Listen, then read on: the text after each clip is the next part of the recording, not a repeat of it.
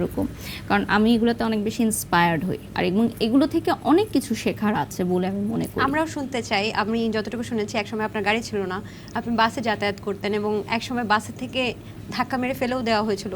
না, আমি যখন বাসে যাওয়া আসা করতাম তখন কিন্তু বাসে হিউজ মানে মানুষ কেন ছিল, কারণ তখন এই যে অ্যাপ কোম্পানিগুলো আসে নাই না, এখন কমেছে, কারণ এখন ওই যে অ্যাপে ডাক দিলে ওই যে কি গাড়ি না বারিশা আপু, আপনি হয়তো জানেন না, এখনো এমন বাসের যাতায়াতের রুট আছে যেখানে হাজার হাজার মানুষ বাসের জন্য দাঁড়িয়ে থাকে। আপনি সেই সময়ের কথা চিন্তা করেন যখন এই ধরনের অ্যাপ আসে নাই, তখন কি ধরনের মানে ভিড় থাকতো বাসে।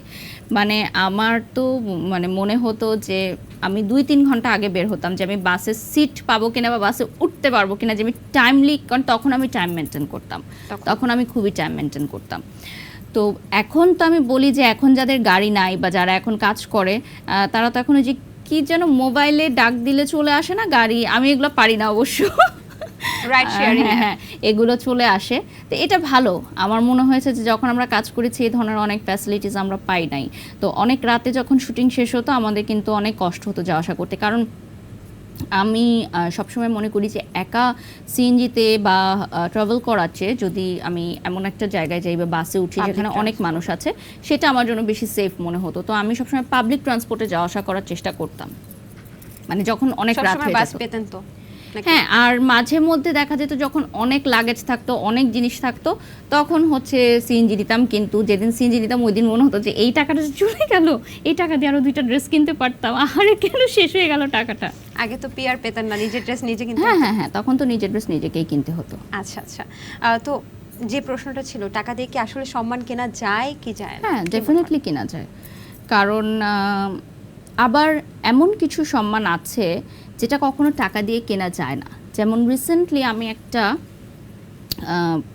বাচ্চাদের স্কুলে বিচারক হিসেবে গেলাম। ওখানে ছোট ছোট বাচ্চাগুলো এসে যখন আমাকে সালাম করছিল, তখন আমার কাছে ফিল হলো যে এই সম্মানটা আসলে আমি কোটি টাকা দিয়েও কখনো কিনতে পারবো না। সেটা আমার কাছে অনেক স্পেশাল ফিল হয়েছে। তো আসলে দুটোই বোথ। টাকা দিয়ে কি ভালোবাসা কেনা যায়?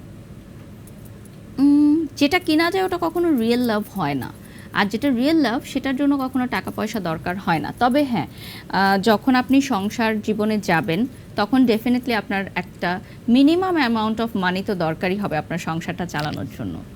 আপনার মেয়ের নাম এইজেল। হ্যাঁ, আপনি কি জানেন দীপ্ত টিভির একটা তারকের সিরিয়ালের নাম ছিল এইজেল? হ্যাঁ, আমার শাশুড়ি মা তো ওটা দেখেই আমার মেয়ের নাম রেখেছে। আসলে হ্যাঁ, এটা আমি আজকে বললাম, এটা এর আগে কখনোই বলা হয় নাই। তো উনি ওই সিরিয়ালের বিগ ফ্যান ছিলেন এবং উনি ওই সিরিয়ালটা দেখতেন। তো আমার মেয়ে যখন পেটে ছিল তখন আমরা এ দিয়ে নাম ফাইন্ড আউট করছিলাম, কারণ ওর বাবার নামটা এ দিয়ে শুরু হয়।